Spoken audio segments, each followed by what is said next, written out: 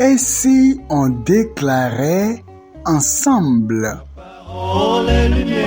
Et si on déclarait ensemble? Bienvenue à votre émission de déclaration et de prière. Et si on déclarait ensemble? Je suis Carlos Wakandé, votre serviteur.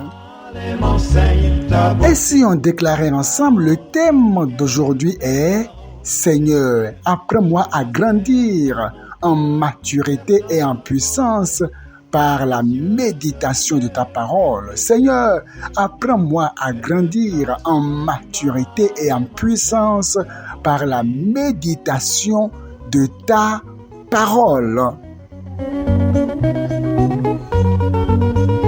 Frères et sœurs dans le Seigneur, le plus grand problème du corps de Christ, le plus grand problème des enfants de Dieu est qu'ils ne parviennent pas à méditer la parole de Dieu, la Bible.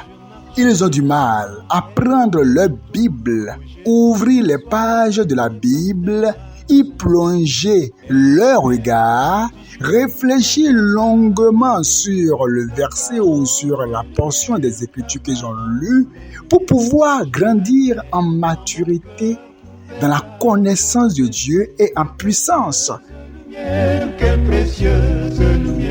Le corps de Christ est malheureusement rempli des personnes chétives spirituellement, des personnes qui font beaucoup de bruit dans la prière, mais malheureusement sont spirituellement chétives dans la connaissance de Dieu, dans la connaissance de la parole de Dieu, et donc ne parviennent pas à faire long feu avec Dieu. Ils tombent face aux tentations, ils tombent pendant les épreuves. Ce sont ces personnes qui prient beaucoup, mais qui après se mettent à se morfondre, prient beaucoup, mais sont frustrés quand l'exaucement tarde. Des personnes qui prient beaucoup, mais qui se lamentent aussi beaucoup. Pourquoi? Parce que ces personnes ne méditent pas véritablement la parole de Dieu.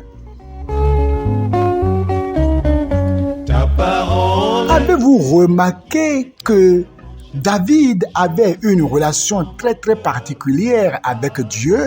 David connaissait son Dieu. C'est au point que le peuple d'Israël l'armée d'Israël était allé faire la guerre contre les Philistins. Même Saül, le roi, était là, impotent face à Goliath. Les frères de David étaient là, impotents face à Goliath. Toute l'armée était là, impotent face à Goliath. Qu'est-ce qui créa la différence entre David et les autres?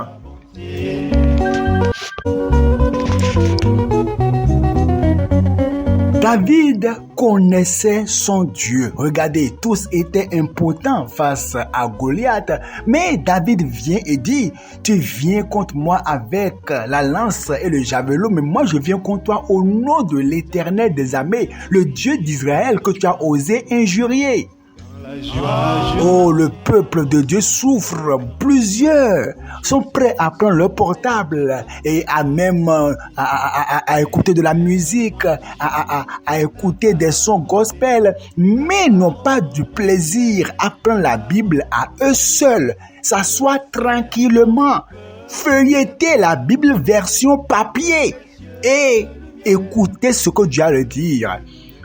Elle me place loin. Pour apaiser leur conscience, ils vont donc prendre le téléphone portable et puis ouvrir la Bible audio, écouter quelques versets pour se dire oui, j'ai aussi lu la Bible, mais tu te trompes. Avec ça, tu ne peux jamais être mature. Avec ça, tu ne peux jamais grandir dans la connaissance de Dieu. Mais au commencement était la parole. La parole était avec Dieu. La parole était Dieu. Toutes choses ont été faites par la parole. Dans le livre de Psaume chapitre 119, le verset 11, il est écrit, je serre ta parole dans mon cœur pour ne pas pécher contre toi. Si aujourd'hui, les vices sexuels, les vices d'impureté envahissent plusieurs chrétiens et ils tombent, c'est parce que les gens ne font que prier, mais ils n'ont pas l'amour pour la parole de Dieu. Et c'est dommage, ils n'ont pas le plaisir à s'asseoir, je le répète bien sûr, à s'asseoir à eux seuls, prendre la Bible dans un coin, rester quelque part, lire la Bible, méditer la parole. Ils ne savent pas faire ça. Et celui qui refuse de méditer la parole de Dieu va forcément méditer ses problèmes, va forcément méditer ses difficultés, va forcément méditer sa maladie. Je serre ta parole dans mon cœur pour ne pas pécher contre toi. Et lorsque nous voyons dans le livre de Luc chapitre 5 où les disciples ont passé toute la nuit sans pêcher un seul poisson, mais Jésus-Christ vient et dit, lancez le filet, jetez vos filets, jetez les filets. Et Pierre dit, on a pêché toute la nuit sans rien attraper, mais suis ta parole. La parole que Jésus dit, il dit, les paroles que je vous ai dites sont esprit et vie. Les gens prient, mais leur prière n'a pas de puissance, leur prière n'a pas de force, leur prière, c'est des prières sans ossature, des prières mollusques, des prières qui ne font plus peur à Satan. Pourquoi? Parce que leur prière, leur parole ne baigne pas dans l'assurance que secrète la parole de Dieu. Oh, s'il y a une prière à faire maintenant, c'est Seigneur, apprends-moi à grandir en maturité. La maturité provient de la parole de Dieu. La maturité dans tes comportements, dans tes actions, dans la connaissance de Dieu. L'assurance dans tes pas, l'assurance dans tes comportements. Partout où tu vas, même face aux sorciers, face aux attaques sataniques. Ce qui fait qu'on a l'assurance, on atteint la maturité, c'est le fait qu'on médite la parole de Dieu. Dans ton foyer, si tu laisses la parole de côté, tu ne peux pas tenir ton foyer debout. Tu ne peux jamais être excellent au boulot si tu ne médites pas la parole de Dieu. Médite le jour et nuit pour agir fidèlement selon ce qui est écrit. Car c'est alors que tu auras du succès dans tes entreprises. Et c'est alors que tu réussiras. Pourquoi les projets échouent? Parce que nous ne méditons pas la parole de Dieu. Vous ne comprenez pas. Nous ne comprenons pas le mystère caché dans la méditation de la parole de Dieu. Lorsque nos regards sont baignés dans les Écritures, dans les lettres des Écritures, ce qui se passe, la communion qu'il y a entre notre âme et les Écritures, nous ne comprenons pas ce mystère. C'est pour ça que nous banalisons cela. Mais Satan craint la parole. Lorsque Satan est venu tenter Jésus, c'était une guerre de paroles. Ce n'est pas seulement des paroles en l'air, c'est la parole de Dieu. Il est écrit. Satan dit aussi, il est écrit. Jésus dit, il est écrit. Il est écrit. Il y a plusieurs chrétiens aujourd'hui qui ne maîtrisent plus rien des Écritures. Même quand on leur dit où est-ce que c'est écrit c'est écrit que si quelqu'un est en Christ, il est une nouvelle créature. Ils ne savent pas là où ça se trouve. Ils sont vides spirituellement. Ils ne sont que remplis des choses de TikTok, remplis des messages de WhatsApp. Leur esprit est rempli des choses de Instagram, de Facebook. C'est tout. Les vidéos, les amusements. Surtout qu'aujourd'hui, tout le monde devient comédien dans le pays. Tout le monde devient comédien. Donc, les vidéos de comédie, au lieu que les parents puissent s'asseoir et puis lire la parole avec leurs enfants, eh bien, c'est les vidéos de comédie, les feuilletons, des séries bizarres où les gens s'embrassent à n'en plus finir, des séries d'impureté, d'impudicité, où les gens s'embrassent n'importe comment. Nous allons laisser la parole de Dieu. C'est pour ça que nous souffrons inutilement. Retournons à la parole de Dieu si nous voulons grandir en puissance, grandir en onction, grandir en feu, grandir dans la maturité, dans la connaissance de Dieu. Il nous faut grandir dans la méditation de la parole de Dieu. Pourquoi ce déséquilibre où on peut faire 1 heure à prier, 2 heures à prier, mais même pas 5 minutes pour lire la parole de Dieu, même pas 10 minutes. Oh, nous sommes comme des personnes qui négligent leur épée. On parle face à l'ennemi, nous parlons beaucoup, mais on n'utilise pas notre épée. L'épée, c'est la parole de Dieu. Et si maintenant on déclarait ensemble, tu vas dire, Seigneur, je te remercie. Répète, Seigneur, je te remercie pour ton amour envers moi. Il faut répéter.